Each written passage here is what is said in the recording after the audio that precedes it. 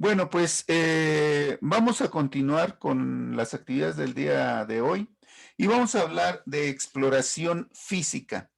La exploración física, antes de la exploración, nosotros tenemos que, a ver, me está diciendo aquí que desactive audio. ¿Escuchan bien ustedes? Sí, ¿verdad? Sí, sí se Sí se escucha escucha. Bueno, bien. entonces no le hago caso a la máquina.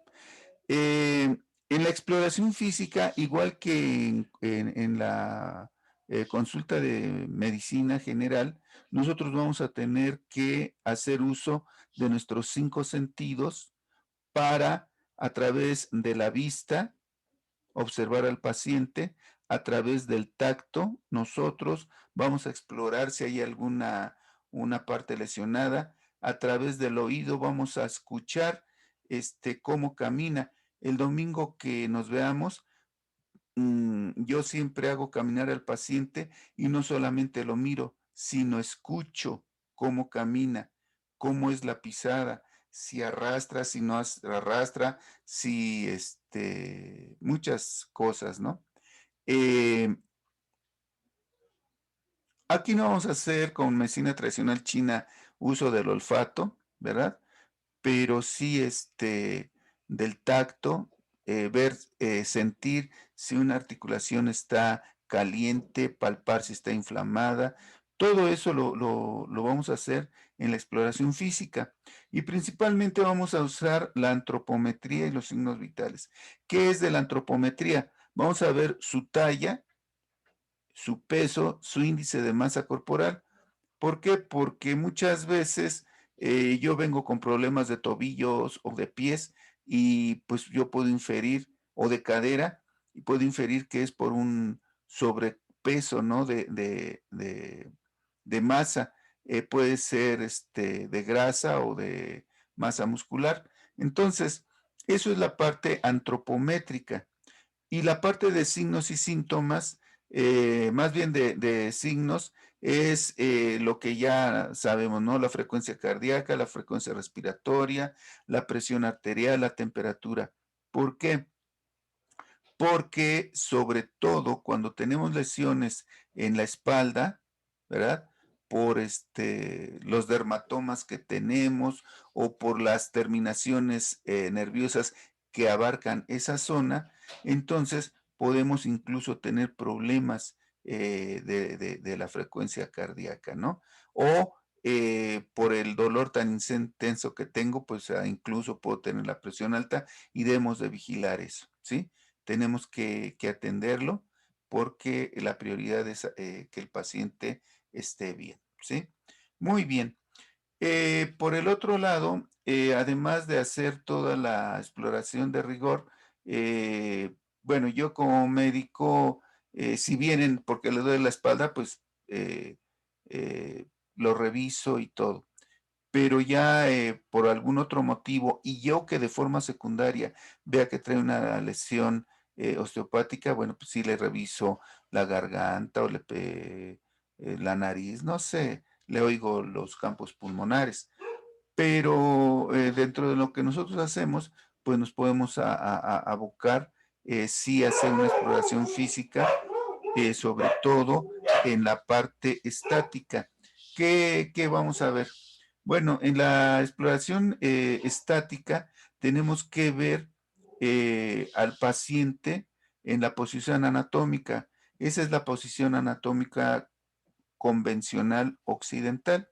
En la exploración física en la medicina tradicional china, pues es otra forma como nosotros lo vemos, ¿no?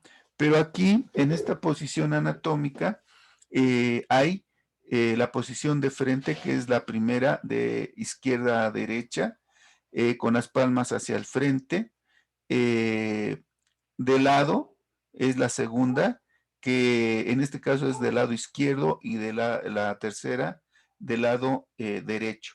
¿Y por qué tenemos que hacerlo del lado derecho izquierdo? Pues es la misma persona. No, ¿por qué? Porque a lo mejor puede tener no sé, un acortamiento de miembro pélvico o una cicatriz de una cirugía o un hombro más caído que otro, que eso lo podríamos ver desde la exploración en la parte anterior o como en la cuarta, que es la posterior o la de atrás, ¿verdad? Entonces, ahí cuando nosotros lo vemos por detrás o en una proyección posterior, lo que estamos observando, además de la simetría del cuerpo, de la mitad del cuerpo izquierda-derecha, tenemos que ver cómo está la columna vertebral. A veces es muy evidente, a veces tenemos que palpar para sentir eh, o para observar si tiene una desviación de la columna, que a eso le llamamos escoliosis, ¿no? Y ya va a depender de dónde sea esto. Entonces, esta es una exploración estática. Estático es de que no se va a mover el paciente y simplemente le voy a decir que me mire de frente o que se voltee a la derecha, izquierda o que se voltee de espaldas y ya lo veo. En este modelo anatómico, en este dibujo, tenemos al paciente desnudo. Sin embargo, ya en la práctica clínica, eh, una, si yo soy el médico y es una dama, pues se siente incómoda, ¿no? Y hoy día, aunque ustedes también sean mujeres, ya ahora no se respeta que si mi médico es mujer o es hombre, ¿no? Ahora en todo momento puede reclamarse un acoso sexual.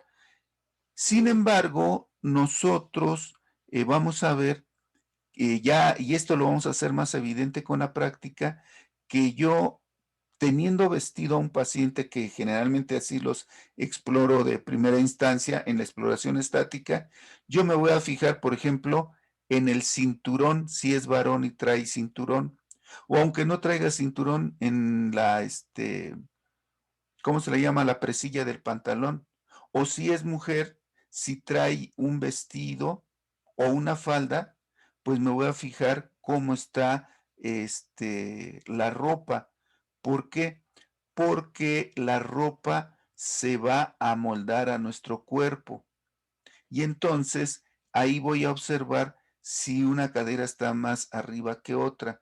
¿Cómo? Mirando simplemente eh, cómo está el cinturón o cómo está la presilla del pantalón o cómo está el resortito del vestido que trae la mujer puesto.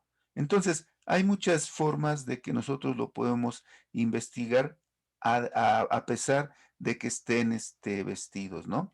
Esta es la parte estática. La parte dinámica, ¿verdad? Aquí nosotros vamos a valorar igual el plano anterior, lateral, posterior y las posiciones antiálgicas. ¿Qué quiere decir las posiciones antiálgicas? Las que nos ocasionan dolor. Voy ahorita a hacer uno esto para que no nos estorbe. Y, por ejemplo, aquí en esta imagen vamos a observar la cabeza. Yo lo pongo al paciente de frente y entonces cuando pongo al paciente de frente, yo voy a observar la simetría que hay de la mitad de su cara derecha izquierda, izquierda derecha.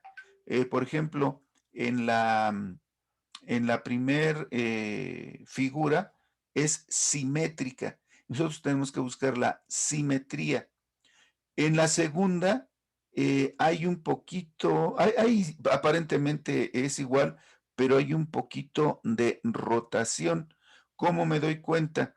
Ese paciente está eh, de espaldas, me supongo, o se observa más la escápula o el omóplato izquierdo, viéndolo así.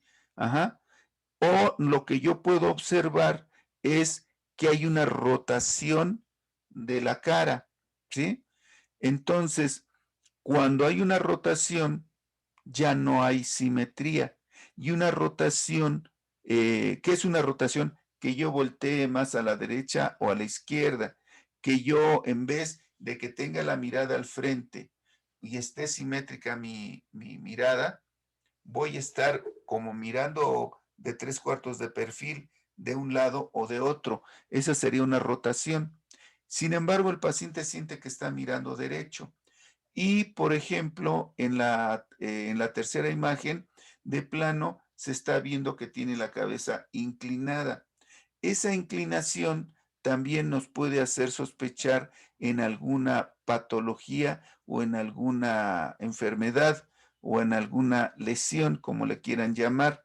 Si ustedes ven, ya el eje no está vertical, sino está ladeado. Y eso probablemente, aquí se usa mucho la palabra probable, porque hasta que no exploremos o hagamos estudios que creamos necesarios, lo podemos afirmar, pero probablemente tenga un problema en el cuello, ¿no? O en un músculo que se llama trapecio, o a lo mejor tiene una escoliosis o una desviación de la columna, o a lo mejor tiene una pierna más corta que otra, y eso hace que yo esté de lado, ¿sí? Ahorita nada más estamos viendo la cabeza, pero por ejemplo, en los hombros, en la primera imagen, pues es simétrico, ¿no? Es totalmente simétrico todo. En el segundo, ya hay cierta asimetría, está ladeado el hombro derecho, está un poquito arriba. Y en la tercera imagen, de plano, está totalmente ladeado, muy alto el hombro derecho y el izquierdo. Pero necesito que además observen lo siguiente. Ahorita no puse esa imagen porque no la encontré. Muchas de las veces los pacientes me traen una radiografía, ¿no? Y entonces en la interpretación el radiólogo dice pelvis normal. Y yo digo, pues ¿cómo va a ser normal si aquí hay un desnivel de la sínfisis del pubis? Eh, Cuello normal, tórax normal. ¿Cómo va a ser si yo aquí estoy? ¿Por qué? Porque en la osteopatía vemos cosas que en la medicina convencional se dan por hecho, aun cuando el radiólogo nos diga, está bien, está simétrico y todo, yo veo que no en un estudio radiológico. Está rotada la cadera, el hombro o los hombros están asimétricos. Y una de las cosas que yo veo muy a menudo es cuando tenemos, a ver, voy a quitar un poquito la imagen para ejemplificar esto. A ver, aquí dejar un ratito. Y ahora quiero salir yo. Ahí. Ahí me ven, ¿verdad? ¿Cómo le haré para que salga yo nada más? Bueno. Aquí yo lo que necesito que observen es que de acuerdo al dibujo que puse, no observen nada más que si un hombro está más alto que otro, sino que tienen que ver la distancia que hay de mi línea media. Hagan de cuenta que dibujan con un nivel de los que usan los albañiles. Pongo aquí el nivel, cae aquí al centro y yo tengo que observar si el hombro derecho está a la misma distancia que el hombro izquierdo. Y una de las cosas que muy comúnmente yo veo es que están así, así. No sé si se ve en la imagen. Este hombro, el que para mí es derecho, está muy largo y el hombro izquierdo en relación a la línea media está muy pequeño. ¿Sí se ve ahí cómo lo ejemplifico? Sí, Entonces, sí se ve bien. entonces, eso es algo que incluso, les repito, en las radiografías dicen tejido óseo normal, tejidos blandos normal, la cadera normal, y yo estoy viendo otras lesiones, porque es lo que nos enseñan a ser más delicados, dijéramos. Incluso el mismo ortopedista está normal. Pues, ¿cómo va a estar normal si yo estoy viendo que aquí tiene una lesión? ¿Sí? Ahora bien, regresando a esta imagen, a ver, ya regresamos, ¿verdad? Ya tenemos todos esta imagen. Entonces, no nos baste nada más con mirar si el hombro está eh, más alto que otro, que si un hombro está más alto que otro. También tenemos que observar, les repito, la distancia que hay de la línea media, ¿verdad? De mi cuerpo con la distancia que hay del lado izquierdo y derecho de mis hombros, ¿sí?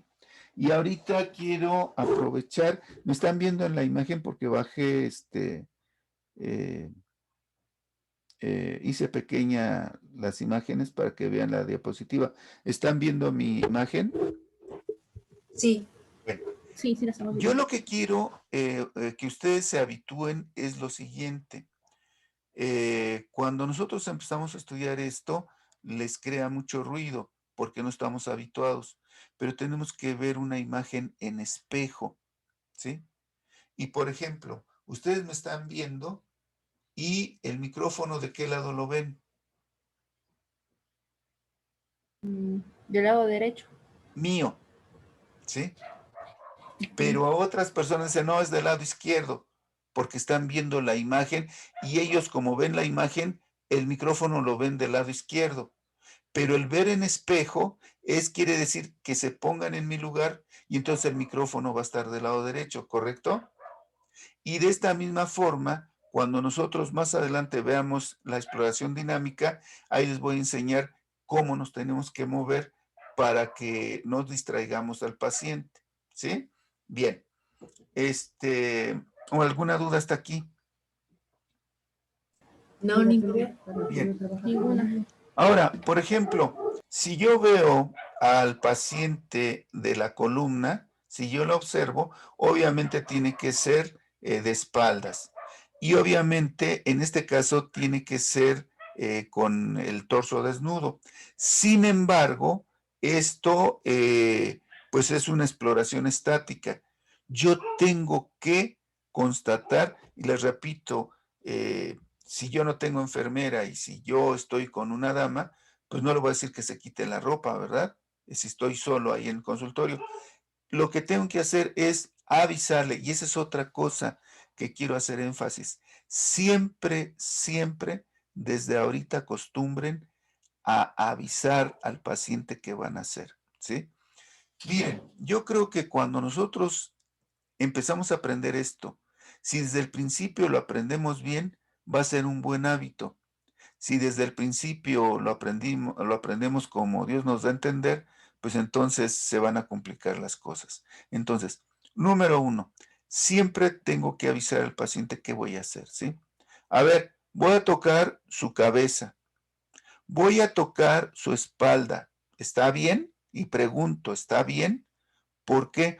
Porque habrá pacientes, yo me he encontrado, aunque no lo crean, tuve una paciente que me decía que ella no iba al médico porque su religión no se lo permitía porque ahí las tocaban, ¿no?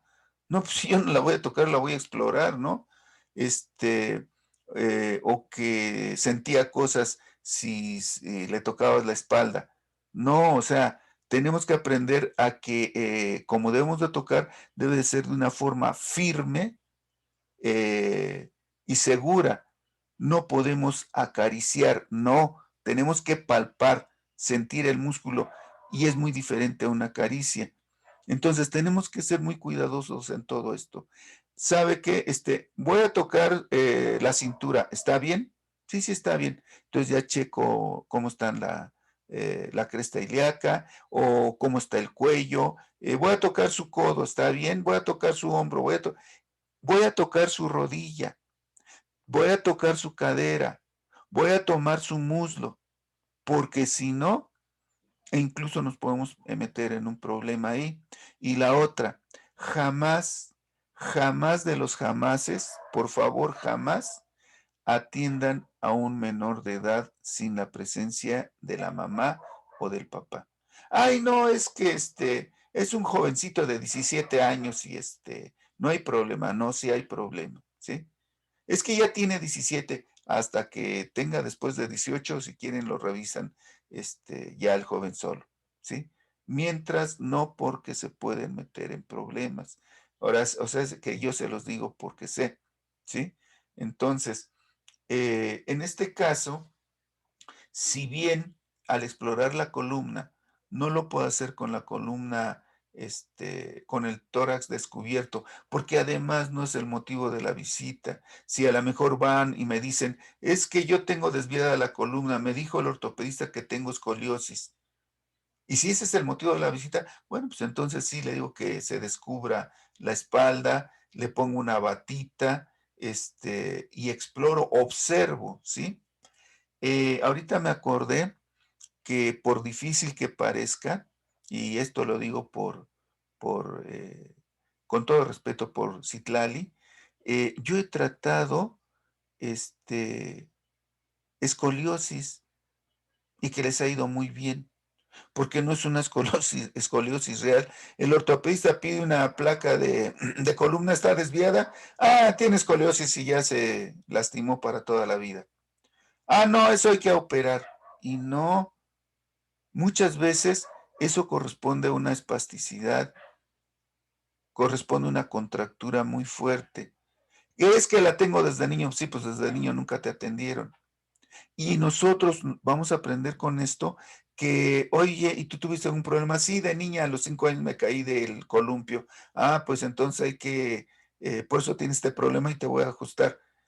Ay, pero si ahorita ya tengo 30 y me quedé a los 5, no importa. Nosotros podemos, este, brindarle algún,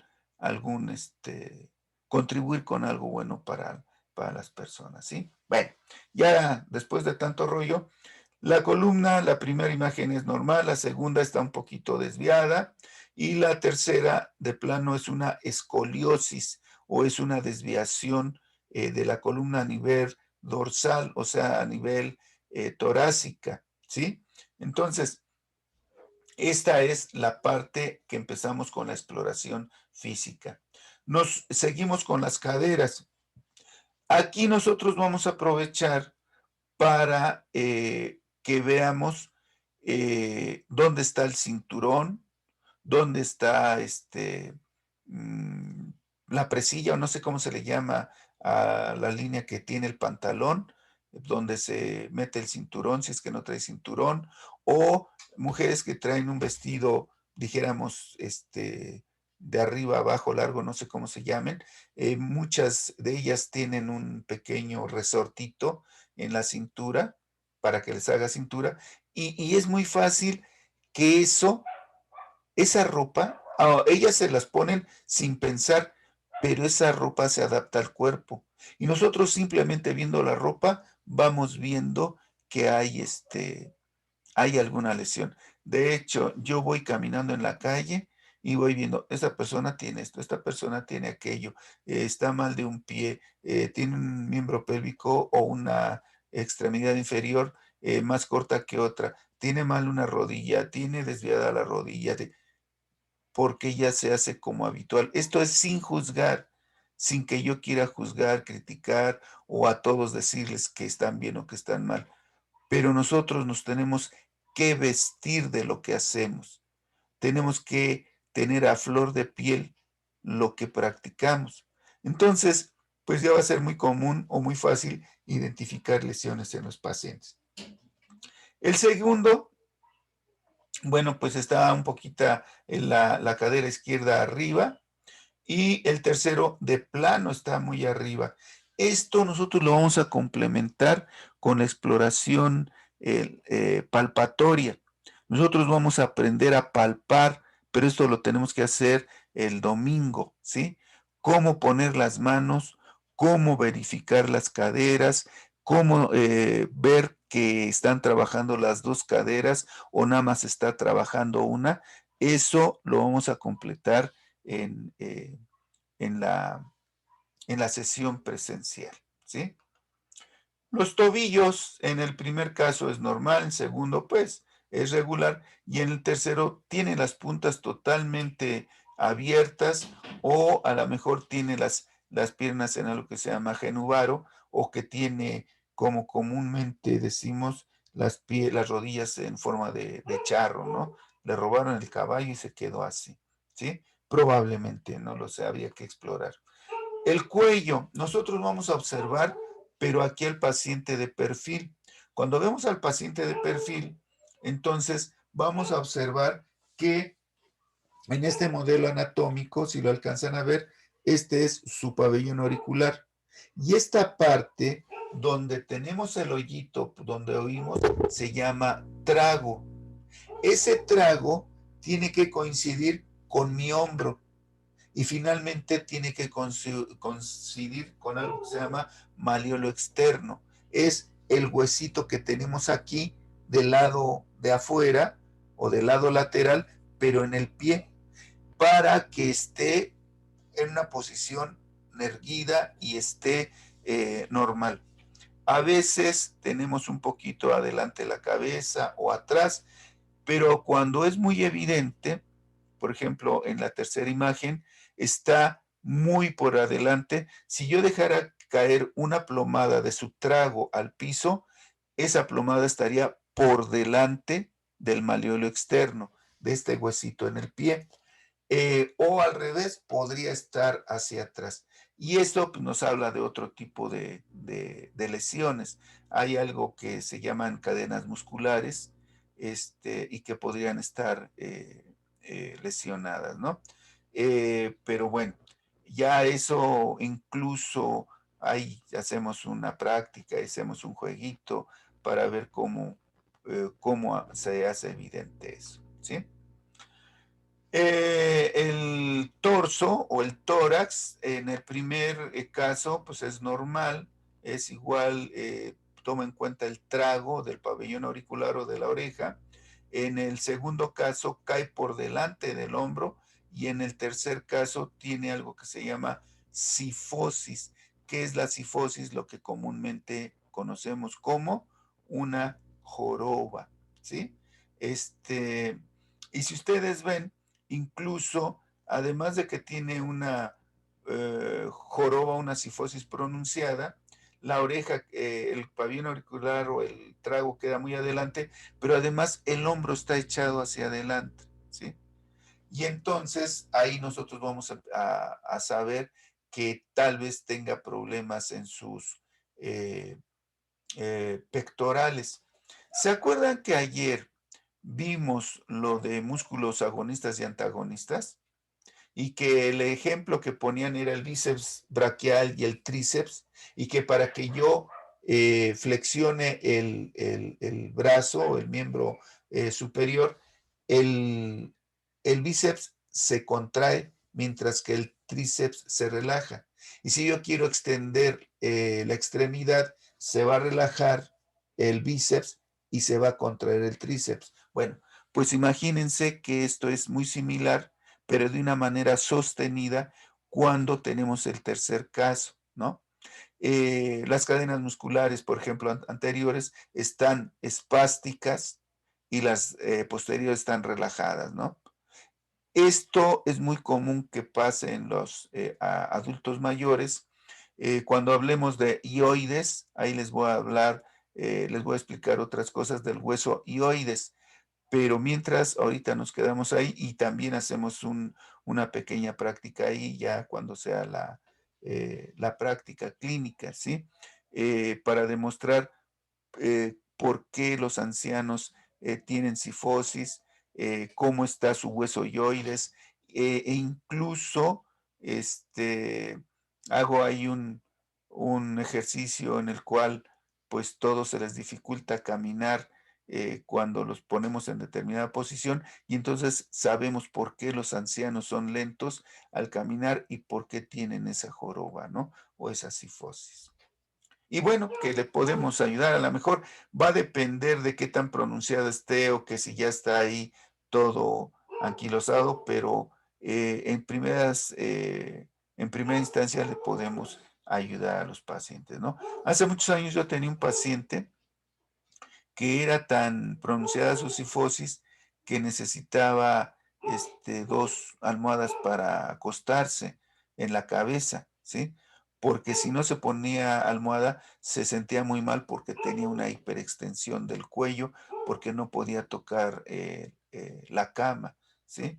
Entonces, es algo muy, muy importante para los pacientes.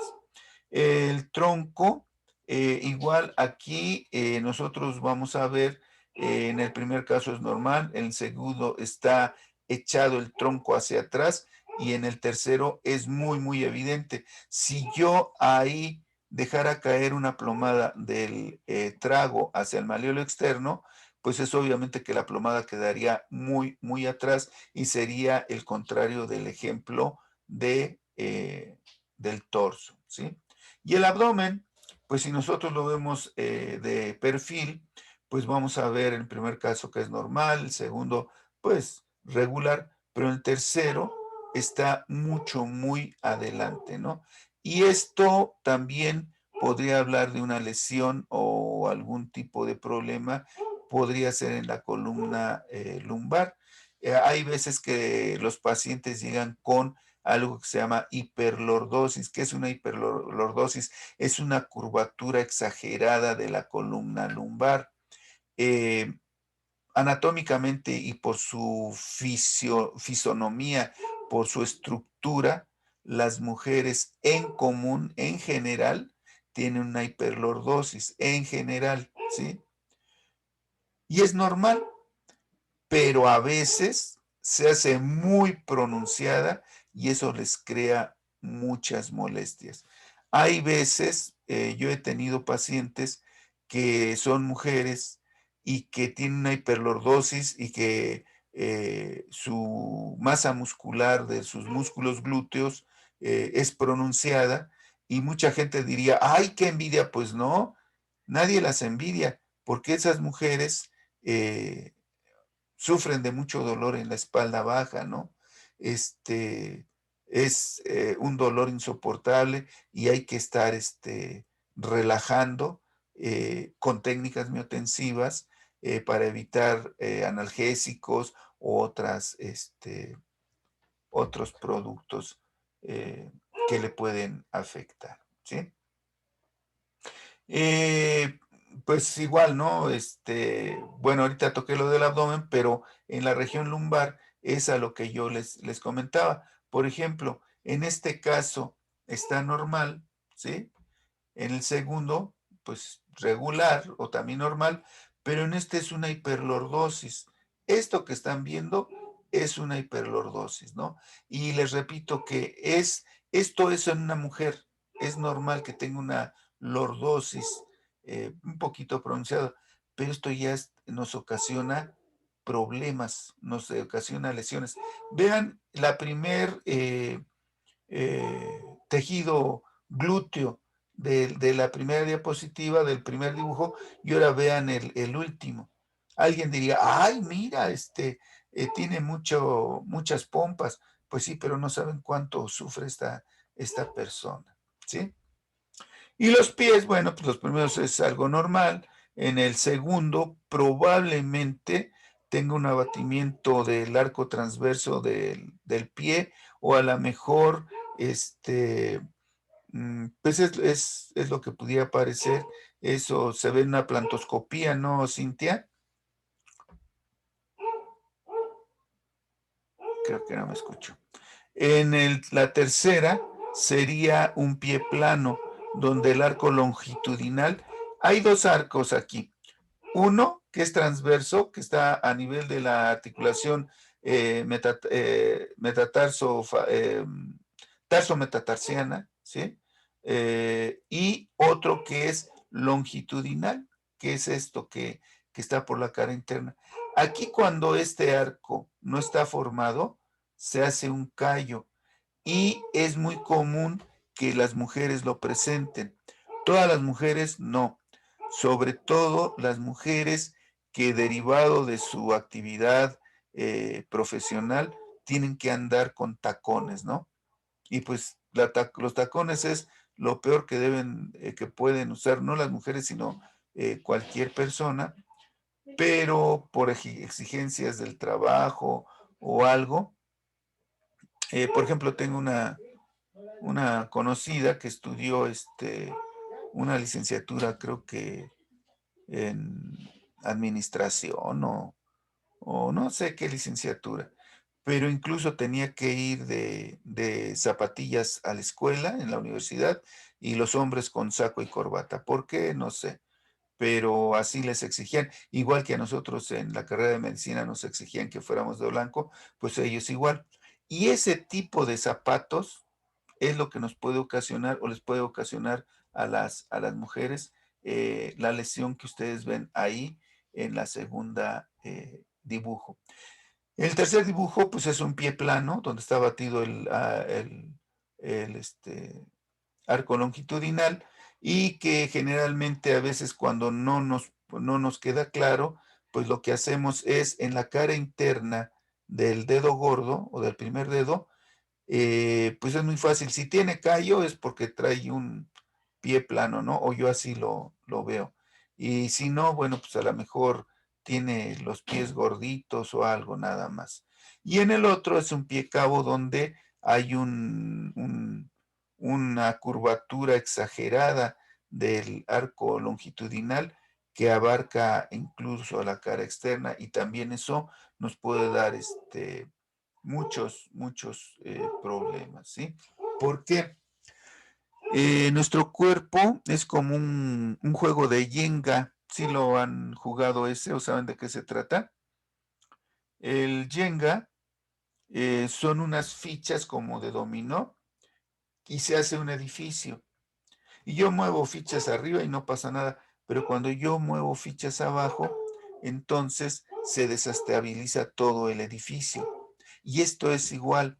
Muchas veces, y eso lo tenemos que aprender, hay personas que vienen por un dolor de nuca, ¿sí? Es que me duele el cuello y es que ya no aguanto. Me duele como si me jalaran el cabello, me duele la cabeza, me siento mal. Es más, hasta se me está subiendo la presión. La exploro y el problema no es en la cabeza, ni es en el cuello. El problema puede ser en los tobillos, puede ser en las rodillas, puede ser en las caderas. ¿Por qué? Porque si está mal ahí, está mal todo el edificio. Eh, ¿Alguna duda? No, doctor. ¿Seguro todos? ¿Bien? Bueno, están muy calladitas Vale. o están muy Sí, atentas o no no me estoy explicando nada, ¿sí? No, como está grabando, yo al menos no quiero interrumpirlo. No, no pasa nada. Este, bueno, ustedes ven una línea de arriba que dice pantalla completa y cosas. vemos la imagen Nada sobre más, el test. Ajá. nada más. Bueno, qué bueno, porque aquí me aparecen otras cosas. Bueno, hay algo que se llama test de movilidad pasiva y activa. La parte pasiva, pues de alguna forma ya la revisamos. La activa, ¿cuál es? Es flexión, extensión, rotación y lateroflexión. ¿Qué es esto? En la primera, ahí se pone extensión, pero no solamente de la cadera y la flexión de la cadera, sino que yo empiezo explorando la cabeza. ¿Cómo hago esto? Con el paciente de pie y mirada al frente, le digo, flexione la cabeza hacia adelante y se agacha. Cuando se agachan, les digo, ¿alguna molestia? No, ninguna. O a veces me dicen, sí, es que siento que me jalan, me duele hasta la espalda. Entonces, ahí yo ya estoy suponiendo qué grupos musculares son los que están afectados. Ahora me va a hacer el favor de extender la cabeza hacia atrás, la llevo hacia atrás. Y le digo, ¿alguna molestia? En cada momento, en cada movimiento, tenemos que preguntar si hay alguna molestia, porque eso nos va a orientar si hay alguna lesión en algún grupo muscular, ¿sí? Empiezo con la cabeza, flexión hacia adelante, extensión hacia atrás. Para esto, antes de esto, cuando se ponen de pie, en posición de pie y la mirada al frente, les digo, mire, esta posición se llama neutro, porque no estoy haciendo nada. Cuando yo le diga neutro, se pone así, como si fuera en firmes, pero relajada. No firmes como un soldado, sino con el cuerpo relajado. Flexione la cabeza hacia adelante. Ya. Otra. Hay pacientes que le dices, flexione y hacen esto. Extienda y hacen esto. No. Todo debe de ser lento. Porque si hay gente que es muy acelerada y corre, sube, baja, hace, vuelve, torna y es parte de su personalidad, pero cuando hacen eso, se lesionan. Acuérdense, para yo hacer determinados movimientos o esfuerzos, debo tener calentamiento, y ese calentamiento que es oxigenación de mis grupos musculares. Si yo de repente me paro y hago, vuelvo y me volteo, me puedo lesionar. Entonces, se pone de pie con la mirada al frente. Esta posición se llama neutro. Es como si estuviera en firmes, pero relajado. ¿Sí? Sí. Va a flexionar la cabeza al frente, ¿verdad? Pero despacio. Y cuando lo hacen rápido, les digo despacio. Y después de que flexionan, ¿hay alguna molestia? ¿Sí o no? Ellos, si me dicen no, me sigo. Si me dicen sí, les digo qué le molesta, cómo le molesta. Bueno, extienda la cabeza hacia atrás. Ya. Y hay veces que se quedan así. Entonces le digo, se pone en posición neutra, por favor. Y entonces ya se ponen en firmes otra vez. Después de eso, le voy a pedir que lateroflexione. ¿Qué es eso? Y ahorita, si me están viendo en la imagen, porque yo por algún motivo no me veo, usamos el efecto de esta cámara, de lo que están viendo, pero, por ejemplo, digo, flexione a la derecha. Si yo digo flexione a la derecha, yo, Antonio, yo flexiono a la izquierda. ¿Por qué? Porque si yo le digo flexione a la derecha y yo hago esto como comúnmente la gente lo hace, entonces descontrola al paciente y no va a saber para dónde. Y entonces porque una cosa escucha y otra cosa es lo que ve. Entonces, desde ahorita me tengo que habituar a que si yo digo flexione a la derecha, yo lo hago a la izquierda. Flexiona a la izquierda, yo lo hago a la derecha, porque el paciente me está viendo en espejo. Y el paciente a veces, y más si es adulto, no escuchan bien. Hay algo que se llama hipoacusia neurosensorial. Y ellos dicen, es que no te oigo. Es que no me grites. No te entiendo, sí te oigo, pero no te entiendo, no hablas bien. No, no es que hables mal, sino es que tiene una hipoacusia neurosensorial y el paciente escucha o oye, pero nada más oye ruido. No discrimina qué le estoy diciendo. Entonces, más con esos pacientes, yo le podría decir lo que quiera, pero si me ve que flexiono al revés, se va a confundir. Entonces, flexione a la derecha y yo me voy a la izquierda. Yo, terapeuta. Flexione a la izquierda y yo me voy a la derecha, ¿sí? Y cada vez que yo le diga que haga una flexión lateral, entonces le voy a preguntar, ¿alguna molestia? No. Bueno, en neutro, y ya nos ponemos en neutro firmes. Después de que hacemos flexión hacia adelante, extensión hacia atrás, flexión lateral izquierda, derecha, y estamos en neutro, ahora le voy a decir, voltee a su lado derecho, y yo roto al lado izquierdo. Va a voltear lo más que pueda a su lado izquierdo y roto lo más que yo pueda. ¿Por qué? Porque ahí, además de las lesiones que el paciente me diga que si me duele o no me duele al hacerlo, yo voy a ver personas que les digo, rote hacia la derecha y hacen esto. Rote más. No, pues hasta ahí llego. O no es necesario que le diga rote más, voltee lo más que pueda y hacen esto. Entonces hay una limitación en la rotación y eso se traduce en una lesión de algún músculo, cual no sé, yo lo tengo que testar, lo tengo que explorar, ¿sí? Lo tengo que examinar, ¿sí? Rote hacia la izquierda y hacen esto, normal, o limitación, pero al lado contralateral se quedan limitados. Además de eso, por ejemplo, primero empecé con la cabeza. Después les digo, va a flexionar su tórax hacia adelante, ¿sí? Y cada vez que hagan eso, le decimos, ¿alguna molestia?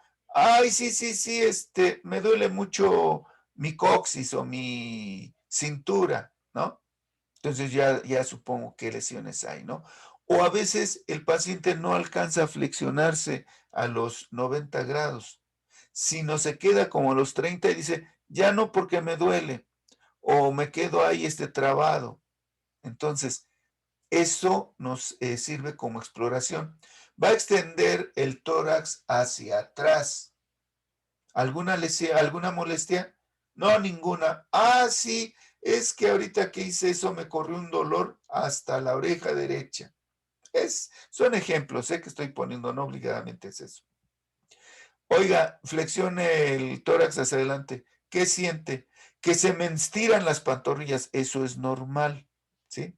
Pero los pacientes dicen, es que se me estiran. Pues sí, porque se flexionó su cadera. Pero hay pacientes que dicen, es que cuando hago eso, me corre el dolor por toda la nalga y me llega hasta el tobillo. Entonces es una información muy, muy relevante. Y después que hicimos la flexión hacia adelante, la extensión hacia atrás, vamos a hacer una dorsiflexión, derecha-izquierda. ¿Cómo es eso? Estando en posición neutro, le voy a pedir que se incline todo su tronco hacia la derecha, ¿sí? O hacia la izquierda y regreso a mi posición neutra. Y cada vez que haga esa dorsiflexión, ¿hay alguna molestia? No, ninguna. Ahora, dorsiflexión del otro lado. ¡Ay, ay, ay, ay, ay! Me está doliendo tal parte. Entonces, ahí vamos haciendo diagnóstico. Y finalmente, así como hicimos rotación de la cabeza, yo les digo, pónganse las manos en la cintura. Ya se la ponen. De la cintura para abajo está fijo, no se mueve. Pero de la cintura para arriba va a girar hacia la derecha lo más que pueda. Molestias, ninguna. O sí me duele tal parte. Buen neutro. De la cintura para abajo, fijo. De la cintura para arriba, giro hacia la izquierda. ¿Hay molestias? Y ya ellos nos dirán si sí o no hay molestias, ¿sí?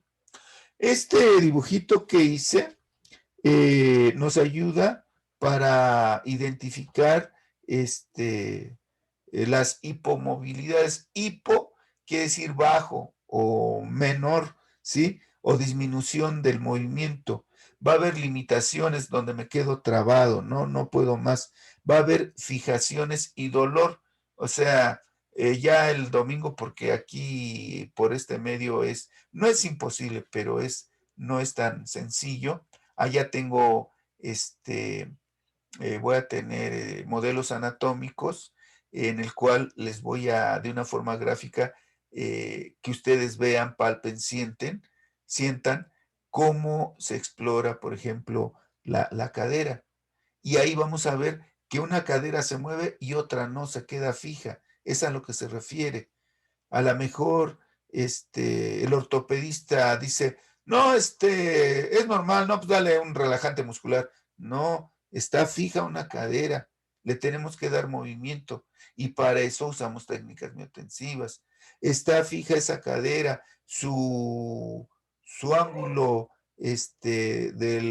la espina ilíaca anteroposterior con la anterosuperior está horizontalizada y entonces por eso hace que traiga un pie más largo que otro, un alargamiento miotensivo, no es real, pero eso no lo identifica el ortopedista.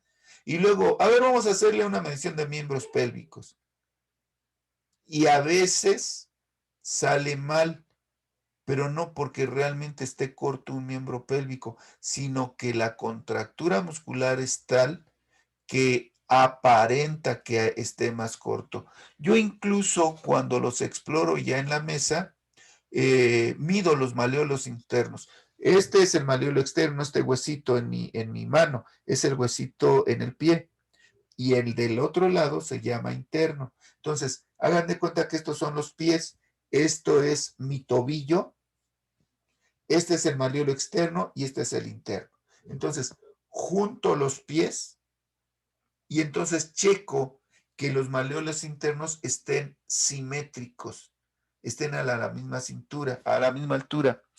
Para esto, cada vez que se acuesta el paciente, siempre, siempre, siempre, así como les dije que en la posición neutra y que tenemos que decirle que le voy a tocar tal región anatómica, siempre que se acueste un paciente, le piden, uno, si vamos a hacer este tipo de técnicas, no debe de llevar almohada. Hay algunas manipulaciones que sí la vamos a usar, pero en general no. Cuando se acuesta el paciente, entonces, siempre, siempre por norma le digo, flexione sus piernas, apoye los talones en la mesa y levante la cadera. Baje la cadera, extienda las piernas. ¿Por qué? Porque cuando nos acostamos chuecos. Y si yo mido los maleolos internos, uno va a estar más alto que otro o uno más corto que otro. Cuando yo le digo que levante la cadera con los talones apoyados en la mesa y la baje despacio todo, cuando estira las piernas, queda simétrico. Y cuando una persona no tiene ninguna lesión, está simétrico. Pero cuando viene con una lesión, ahí lo identifico que está más corto una pierna que otra, ¿no? Entonces, es algo, este tipo de exploración es muy, muy, muy importante. En este dibujito, la F quiere decir flexión, ¿verdad? Puede ser de la cabeza o del tronco. La E es extensión, ¿sí? Hacia atrás, ya sea de cabeza o de tronco. La FLD quiere decir flexión latero de derecha, de cabeza o de tronco. Y la FLI es flexión latero izquierda, de cabeza o de tronco. Y la D es derecha, izquierda, ¿verdad? Hacia dónde me voy a flexionar o hacia dónde voy a rotar. Eso es lo que significa este dibujito que hice y seguramente pues no lo encuentran en internet. Bueno, otra, no es nada más el test activo el que mueva eso, sino yo le pido al paciente que marche, que camine y le hago una observación. Siempre les digo, haga conciencia cómo camina y cómo escucha que camina.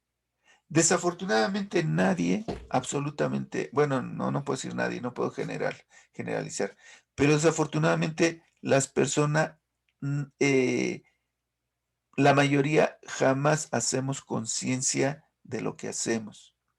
Jamás nos detenemos a hacer conciencia cómo respiramos, cómo pasa el aire por los pulmones. Jamás hacemos conciencia de mis intestinos o de mi estómago, a menos que me esté doliendo, ¿sí? Entonces, una práctica interesante es hacer conciencia de todo eso. Hacer conciencia no de mi cuerpo, sino de mi entorno. La temperatura, los aromas, los ruidos, todo. Y una de las partes importantes es escuchar cómo camino. Y las personas no se percaten de eso, la mayoría. Entonces, cuando les hago ese ejercicio, me dicen, ay, como que me voy de lado, ¿verdad? Sí. Como que arrastro un pie, sí. Bueno, se oye como que chancleo, que doy zapatazos, sí. ¿Sale? Entonces, no es nada más de que si al rote a la derecha, izquierda, arriba, abajo, no, sino también nos ponemos a caminar para verificar si hay algunas de estas lesiones de hipomovilidades, de limitaciones, de fijaciones o de dolor. Todo esto con el paciente en bipedestación. Bipedestación es estar de pie, con los dos pies parado. También se puede hacer en decúbito. Decúbito quiere decir estar acostado. Y de ahí que si es supino, es que estoy boca arriba. Y si es prono, es que estoy boca abajo. Eso viene en los apuntes, pero hago énfasis para los que no, ahorita estamos iniciándonos en esta parte de la parte anatómica. Y también lo podemos hacer sentado, ¿no? Esa exploración obligadamente. Si es una persona que está en una silla de ruedas o algo, pues no le voy a pedir de que haga eso en bipedestación. ¿Sale? Muy bien. Los test musculares. Ya hicimos un test pasivo, otro activo, y ahora vamos a hacer el test o el examen muscular. Y esto va a delatar una patología por dolor a través de fijaciones, ya sea de grupos musculares o de articulaciones, ¿sí? Y esto nos va a llevar a un diagnóstico presuntivo. ¿Por qué es presuntivo? Porque a menos que yo tenga estudios de imagenología, pueden ser rayos X, ultrasonidos, tomografías, ¿cómo se le llama? Ay, de la otra, de la tomografía, bueno, ahorita se me fue el nombre, resonancias magnéticas. A menos que no tengamos estudios, entonces decimos que tenemos un diagnóstico presuntivo, que presumimos, pensamos, creemos que tiene una lesión aquí. Y sobre todo debemos ser muy delicados en eso, porque no va a faltar un médico que diga, eso no es verdadero, ¿no? No, yo no dije que era verdadero, que tiene eso. Es un diagnóstico presuntivo, ¿sí? Y el principio de tratamiento, ¿qué es un principio de tratamiento? El principio de tratamiento es el plan que yo estoy haciendo o proyectando cómo lo voy a tratar, qué le voy a hacer, lo estructuro aquí, ya lo exploré de una forma pasiva, activa. Ahora, con los test musculares voy a tocar que el músculo, la articulación, voy a observar si hay alguna deformidad, por ejemplo, de alguna articulación, puede ser de las manos o de los pies, ¿sí? Pero también voy a palpar, ¿sí? Por eso se llama test muscular. Y con mi principio de tratamiento, yo depende de esa región, ya voy a pensar qué voy a hacer. No es lo mismo que yo palpe y duela un músculo a que duela una articulación. Y entonces cambia la técnica. Por ejemplo, esto me va a llevar a pensar en algunas técnicas miofaciales, articulatorias o neuromusculares, como pueden ser el bombeo. ¿Qué es el bombeo? Son algunas movilizaciones que hacemos sobre las aponeurosis, ligamentos y cápsulas y la cápsula articular. ¿Qué es la cápsula articular? Lo que envuelve a la articulación, ¿verdad? Una articulación es la unión de dos o más huesos, ¿sí? Por ejemplo, aquí en las carpos son varios huesos. Entonces, por eso les digo que es la unión de dos o más huesos. Este hueso, ¿verdad? Que es el primer carpo, y que es la falange proximal del dedo índice, forman una articulación. Y esa articulación está formada por ligamentos, por tendones y por la cápsula articular. Y la cápsula articular por dentro tiene líquido con el cual se puede mover, ¿sí? Bueno, me voy a ir más rápido porque ya me estoy colgando y no voy a terminar. Y cuando yo hago un bombeo, voy a alternar la tracción con una relajación. ¿Qué es esto? A lo mejor hago esto. Esto es un bombeo, ¿sí? hago una tracción con una relajación, ¿sí? Y va a ser alternada. Y voy a buscar estirar un músculo, un tendón, un ligamento, y también voy a buscar disminuir la tensión y el dolor. De eso trata, nada más. Eso es el bombeo. La articulatoria. La articulatoria obviamente se aplica a las articulaciones o a los elementos periarticulares. Ya les dije ligamentos, tendones, cápsula articular, y vamos a hacer movimientos repetitivos y pasivos, ¿verdad? Por ejemplo, yo agarro esta articulación eh, eh, metacarpofalángica y lo que voy a hacer es hacer movimientos repetitivos, ¿sí? Voy a traccionar un poquito, pero también pueden ser pasivos o puedo usar palancas. ¿Cómo son las palancas? Usando yo mi cuerpo, ¿verdad? Moviendo las estructuras. Voy a usar su fémur, por ejemplo, como palanca con su tibia o su peroné, y eso es una articulatoria. Y voy a necesitar un punto de apoyo para buscar la amplitud y la fuerza o la potencia de esta articulación. Por ejemplo, una mano realiza la fijación. Si yo voy a tratar esto, yo porque ahorita nada más estoy enseñando, pero yo con una mano fijo la articulación y con el otra es la que hago el movimiento, ¿verdad? Y finalmente puedo dar un pequeño rebote o una contracción corta y rápida. Son los tales trush, ¿no? O sea, cuando doy un jalón cortito y se oye un crujido, ¿sí? Hay algo que se llama tensión sostenida y se utiliza los principios del trush. El trush es ese tronido y ahora no obligadamente debe haber tronido, ¿sí? ¿Creen que a fuerzas deben tronar a la gente? No. Yo hago la manipulación, lo hago de forma correcta y habrá gente que no se escuche nada. Esto puede ser en extensión, flexión, lateroflexión, y en contra de la rotación. Esto se lleva hasta una tensión máxima y sostenida.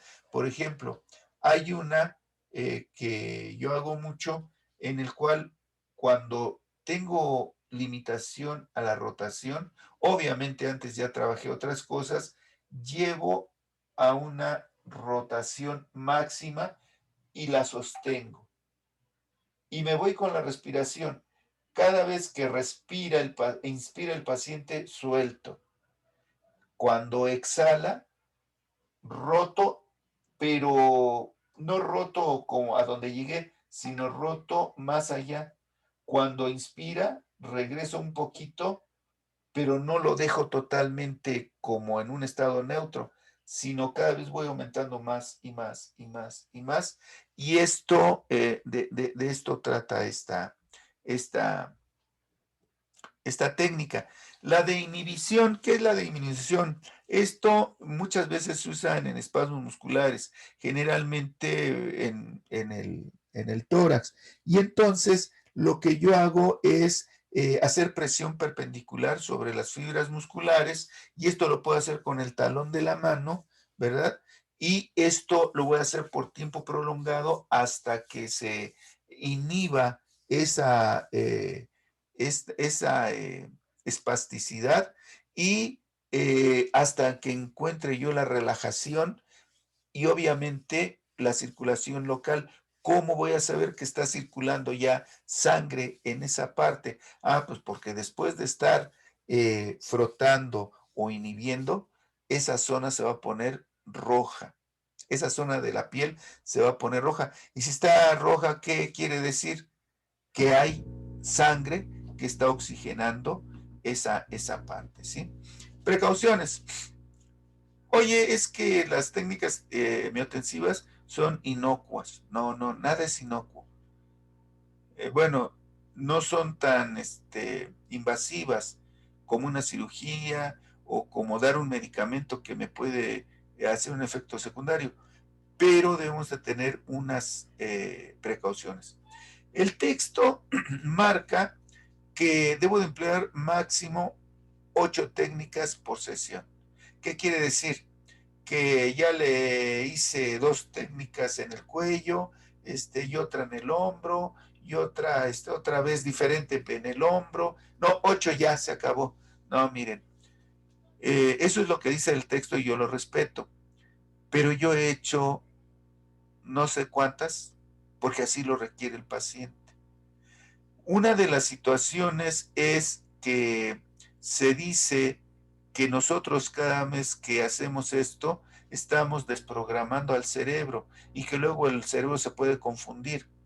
Yo en años que llevo haciendo esto, no sé cuántos años, pues realmente no, el único efecto que he tenido es que el paciente se duerme, ¿sí? Por eso yo les pido que el acompañante que ustedes lleven, si van a ir en coche, ustedes sean quien maneje, porque su acompañante a medio camino se va a quedar dormido y sobre todo porque van a practicar no una, ni dos, ni 8 técnicas, sino van a practicar todas las técnicas en su paciente, ¿sí? Entonces, uno de los efectos secundarios es que la gente se relaja y se relaja tanto que entra a un sueño profundo. La parte buena de esto es que con media hora que se duerman, pues ya se recupera, ¿no? Y la otra es de que sí hay veces que como efecto, bueno, pero ahorita no estamos hablando de efectos secundarios, estamos hablando de precauciones. Una, según esto, no hacer más de 8 técnicas, yo he hecho más de 8, muchas personas que así lo requieren, he hecho y no pasa nada. 2, hay veces que tenemos puntos sensibles y esos son los que traen prioridad, ¿no? Es que yo lo veo chueco, sí, pero a lo mejor ya tuvo una adaptación, dime qué te duele y eso es lo que yo te trato. Es lo primero que trato. Y ya después, a lo mejor, si me da tiempo o en la próxima sesión, te trato los demás grupos musculares. Y 3, hay veces que yo tengo un músculo. En este músculo tiene un origen, ahorita vamos a ver eso, una inserción y el vientre es lo de en medio. Y hay veces que me duele todo el músculo. Hay veces que si yo toco aquí me duele aquí y los demás no. Pero hay veces que me duele todo el músculo. Cuando es eso, cuando duele en el origen, en la inserción en el vientre es lo de en medio, empiezo por el vientre.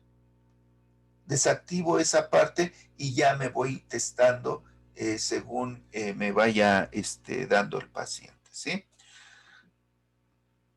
Hay contraindicaciones, claro que hay contraindicaciones. Una, el no tener un diagnóstico presuntivo. ¿Y cómo voy a decir que le voy a hacer una articulatoria en, no sé, en el cuello, ¿no? Si a lo mejor esa ni siquiera me la enseñaron. Yo debo de tener un diagnóstico presuntivo y un plan de tratamiento para, para saber qué voy a hacer, ¿verdad? Voy a evitar a toda costa hacer manipulaciones o tocar heridas, quemaduras o fracturas expuestas. Si yo veo a un paciente que tiene el antecedente, oye, ¿puedes ver a mi mamá? Se cayó y qué, pues es que le duele mucho el codo, y así como que, te la llevo, a ver, y nada más de ver con diagnóstico de banqueta, le digo, ¿sabes qué? Llévatelo al hospital, que le saquen placas, porque eso es una fractura, o no le digo que es fractura, sino primero le tienen que hacer estudios. En los traumatismos directos, siempre primero tenemos que asegurarnos que carezca de una fractura o de una fisura, porque si no, lo podemos agravar, ¿sí? Otra, obviamente la piel quemada o herida, pues no lo podemos hacer. Fracturas expuestas tampoco. Algo muy importante. Cuando yo recibo un paciente, debo de preguntarle si va solo o si va acompañado, preguntar que si tiene alguna enfermedad importante, ¿sí? Una de las enfermedades que nosotros debemos de tener mucha precaución son pacientes que son psiquiátricos. ¿Por qué?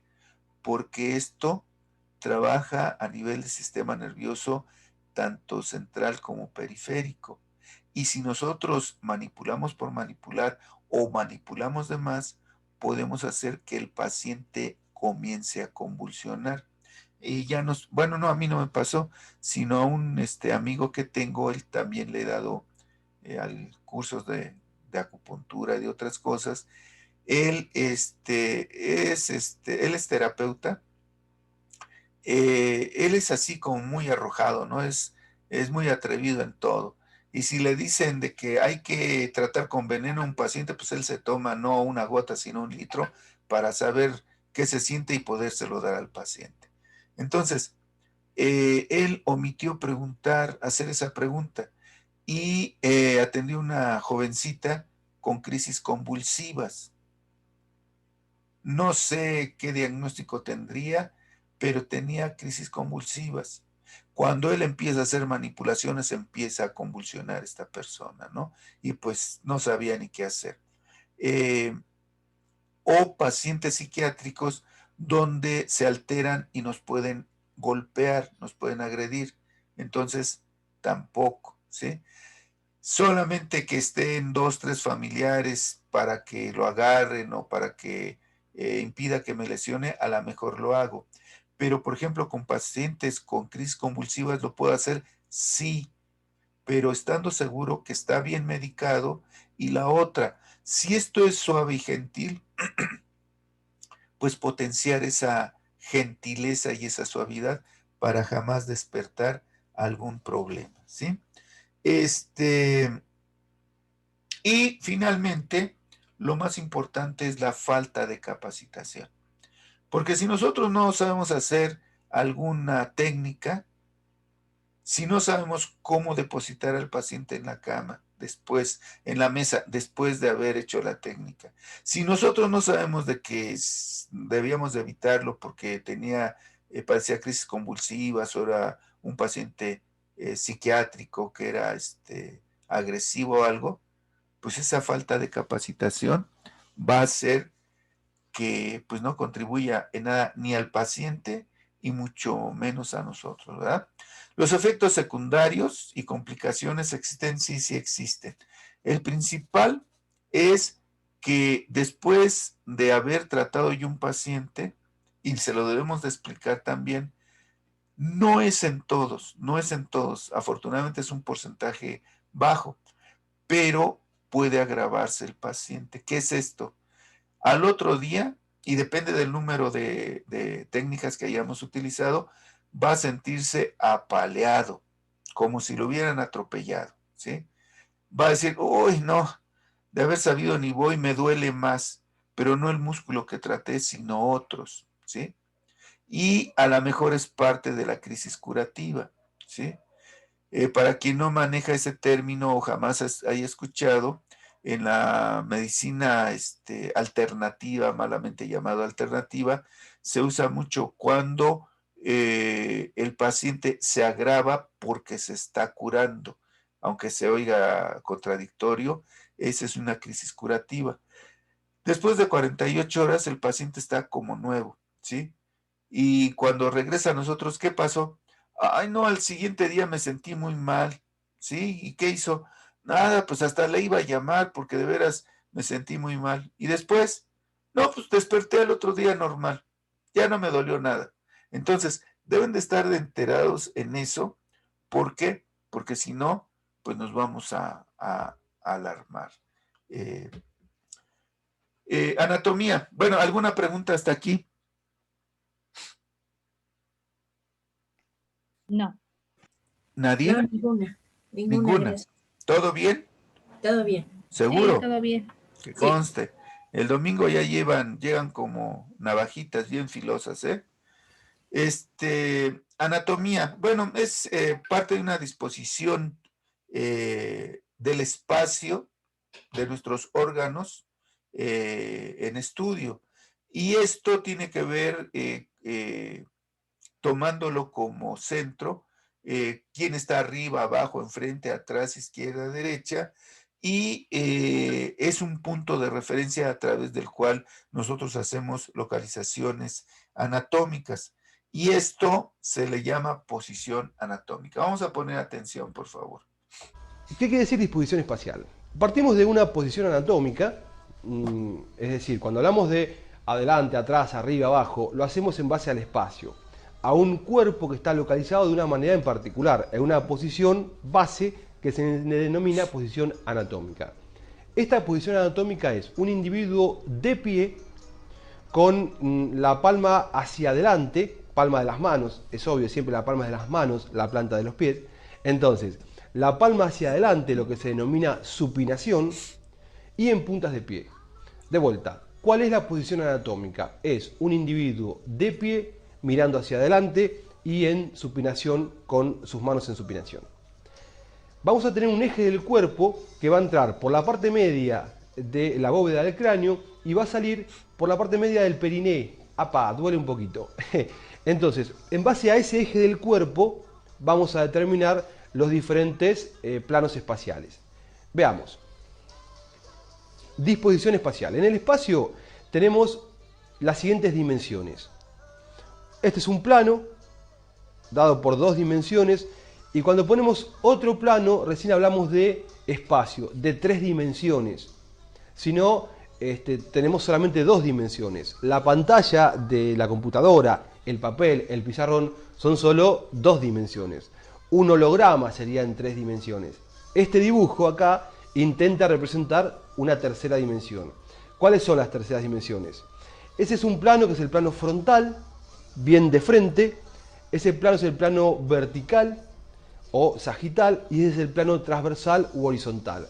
Los tres planos que delimitan el espacio. Para hablar de espacio tenemos siempre que hablar de tres planos. Y las dimensiones son alto, ancho y profundo. Para hablar de espacio tenemos siempre que hablar de tres dimensiones: alto, ancho y profundo. Solo al agregar la tercera dimensión hablamos de espacio, figura geométrica, si no hablamos de plano. Perfecto, entonces tenemos tres planos: el plano frontal, el plano horizontal o transversal que acá se ve, y el plano vertical o sagital. Y tres dimensiones, que son el alto, superior o inferior, el ancho, medial o lateral o interno o externo, y lo profundo, anterior o posterior. Perfecto. Entonces, vamos a ver este plano que es el plano sagital. El plano sagital está delimitado por dos dimensiones. Los planos siempre se delimitan por dos dimensiones. Estas dimensiones son, para el plano sagital, el alto y lo profundo. Alto y profundo. El plano frontal se delimita por el alto y el ancho. Y el plano horizontal lo hace por el ancho y lo profundo. En este esquema vemos los tres planos. El plano sagital, cuando hablamos de un corte sagital nos referimos a esto. Cuando hablamos de un corte frontal nos referimos a esto. Y cuando hablamos de un corte transversal nos referimos a esto. Ese corte es sagital, ese es frontal y ese es horizontal. Pobre muchacha, la partieron en 30 millones de pedazos. Acá vemos entonces los tres planos del espacio: el sagital, el frontal y el horizontal, que es en base a los cuales nosotros estudiamos la anatomía. Salvo que tengamos el preparado, la pieza cadavérica arriba de la mesa, si no, nos manejamos con estos tres planos. Vamos a ver el plano frontal. El plano frontal, como habíamos dicho, está delimitado por dos dimensiones: el alto y el ancho. Entonces, se va a ver de atrás o de adelante. Lo que esté más arriba va a ser superior o cefálico o proximal. Lo de proximal y distal, que es lo que se contrapone, inferior, caudal o distal, es decir, superior o inferior, cefálico o caudal y proximal o distal. Lo de proximal y distal se usa más que todo en miembros, superiores e inferiores. Después, lo que esté para el lado del eje de este eje va a ser interno o medial en este plano y lo que esté más hacia afuera va a ser externo o lateral. Por ejemplo, esto es un corte frontal de una pelvis. Acá vemos la vagina, no, a ver qué es esto. Sí, útero y vagina parecería ser, ¿no? O vejiga. Bueno, habría que verlo bien, ¿no? Es útero y vagina, me parece. Útero y vagina. Le falta más forma de cervix a esto. Y para hacer uretra es muy ancho, no importa. Útero o vagina, no importa. Y ahí tenemos, sí, es el útero. Y ahí tenemos las crestas ilíacas. Entonces, el útero es interno respecto de las crestas ilíacas. Está más hacia la línea media.